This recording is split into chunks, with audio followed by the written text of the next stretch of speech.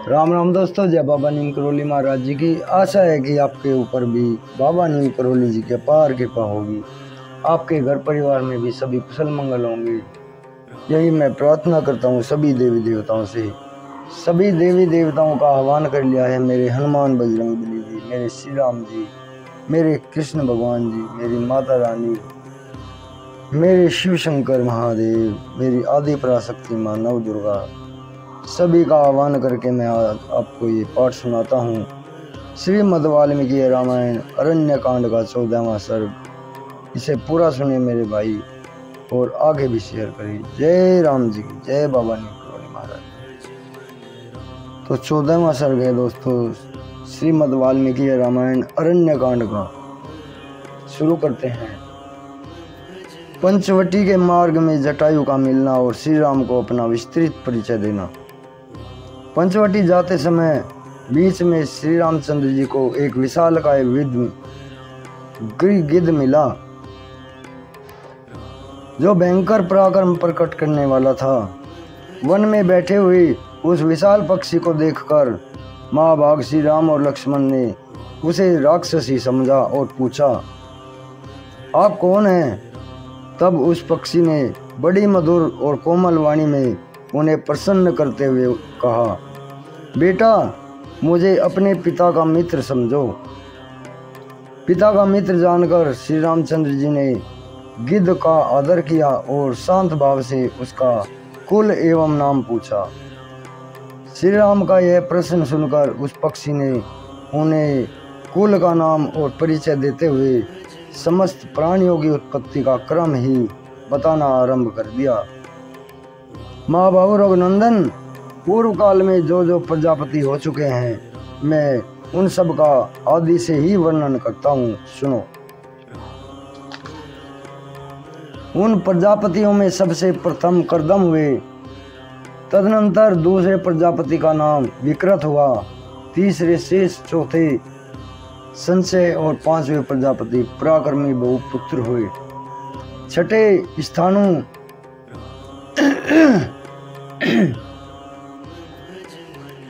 सातवें मरीचि, आठवें अत्रि, नवें महान शक्तिशाली क्रतु, 10वें पुलस्त्य, 11वें अंगिरा, 12वें प्रचेता और 13वें प्रजापति पुलह हुए। 14वें दक्ष, 15वें विश्ववान, 16वें अरिष्टनेमी, 17वें प्रजापति महातेजस्वी कश्यप हुए हैं। रघुनंदन, कश्यप जी अंतिम प्रजापति कहे गए हैं। महायशस्वी श्री राम प्रजापति दक्ष के 60 यशस्विनी कन्याएं हुई, जो बहुत ही विख्यात थी। उनमें से 8 सुंदरी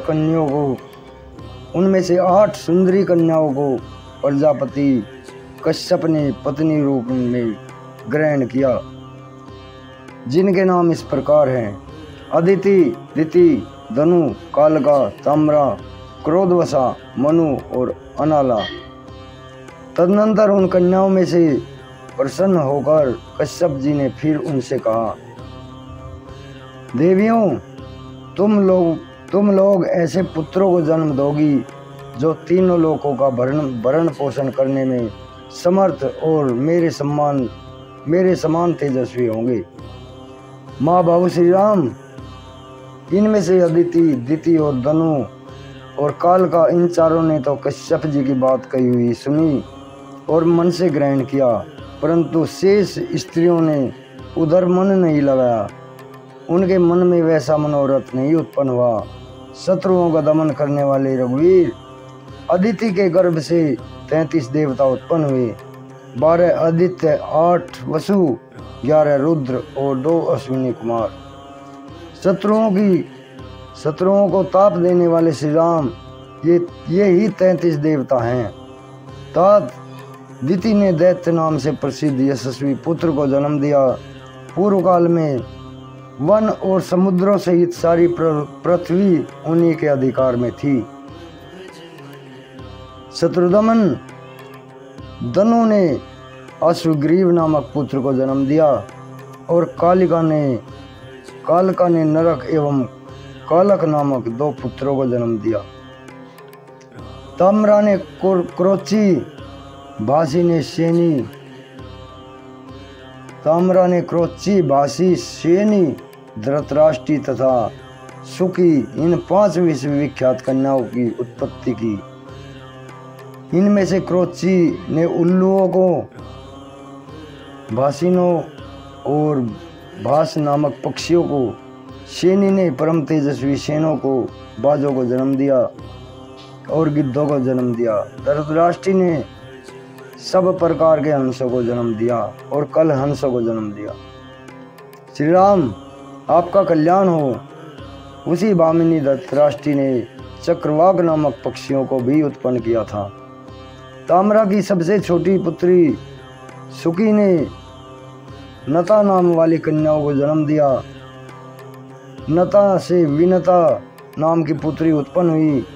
श्री राम क्रोधवशा ने अपने पेट से 10 कन्याओं को जन्म दिया, जिनके नाम इस प्रकार हैं: मृदी, मृगमंदा, हरि, मृदमदा, सुरसा और कद्रुका। नरेशों में श्रेष्ठ श्री राम मृगों की संतान सारे मृग हैं और मृगमंदा के ऋक्ष, सुमर और चमर हैं। भद्रमदा ने इरावती नामक कन्याओं को जन्म दिया, जिसका पुत्र है ऐरावत नामक महान गजराज, जो समस्त लोगों को अभीष्ट है। हरि की संतानें हरि, सिंह तथा तपस्वी विचारशील वानर और गोलांगुर लंगूर हैं। क्रोधवशा की पुत्री शार्दुला ने व्याघ्र नामक पुत्र को जन्म दिया। नरश्रेष्ठ मातंगी की संतानें मातंग हैं, यानी कि हाथी हैं। काकुत्स श्वेता ने अपने पुत्र के रूप में एक दिग्गज का जन्म दिया। श्री राम आपका भला हो। क्रोधवशा की पुत्री सुरभि 2 कन्याओं को उत्पन्न करी और रोहिणी और यशस्वी उनकी कन्याएं थी। रोहिणी ने गौओं को जन्म दिया और गंधर्वों ने घोड़ों को जन्म दिया। पुत्र रूप में प्रकट हुए। श्री राम सुरसा ने नागों को और कद्रु ने पन्ना को जन्म दिया, पनंगों को जन्म दिया। नरश्रेष्ठ महात्मा कश्यप की पत्नी मनु ने ब्राह्मण, क्षत्रिय, वैश्य तथा शूद्र जाति वाले मनुष्यों को जन्म दिया। मुख से ब्राह्मण उत्पन्न हुए और हृदय से क्षत्रिय, दोनों उरुओं से वैश्यों का जन्म हुआ और दोनों पैरों से शूद्रों का, ऐसी प्रसिद्धि है। कश्यप पत्नी अनला ने पवित्र फल वाले समस्त वृक्षों को जन्म दिया। कश्यप पत्नी ताम्रा की पुत्री जो सुकी थी, उसकी पोत्री विनता थी तथा कद्रु सुरसा की बहन थी एवं क्रोधवशा की पुत्री थी। इनमें से कद्रु ने 1 सहस्र नागों को उत्पन्न किया, जो इस पृथ्वी को धारण करने वाले हैं, तथा विनता के 2 पुत्र हुए, गरुड़ और अरुण। उन्हीं विनता नंदन अरुण से मैं और मेरे बड़े भाई संपाति उत्पन्न हुए।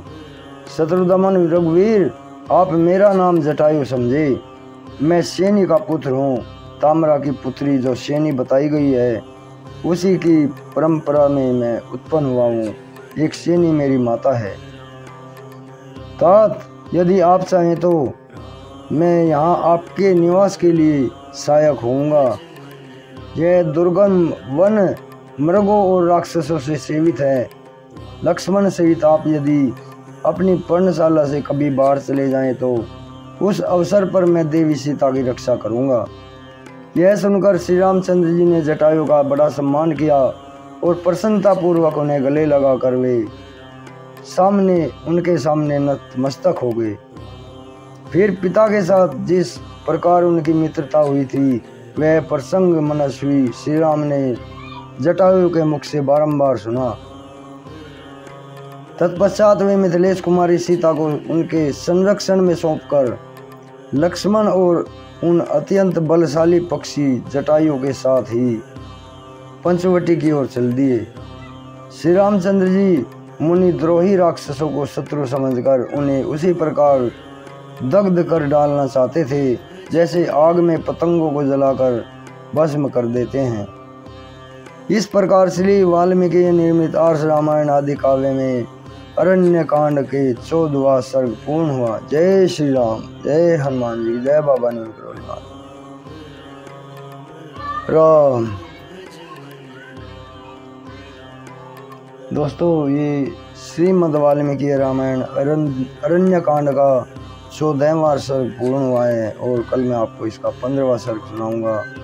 पंचवटी के रमणीय प्रदेशों में श्री राम की आज्ञा से लक्ष्मण द्वारा सुंदर पर्णशाला का निर्माण तथा उसमें सीता और लक्ष्मण सहित श्री राम का निवास। अभी आज्ञा लेता हूँ दोस्तों। श्री राम जी की, हनुमान जी की और बाबा नीम करोली जी की सभी देवों की आपके ऊपर अपार कृपा बरसती रहे, इसी मंगल कामना के साथ। जय राम जी की।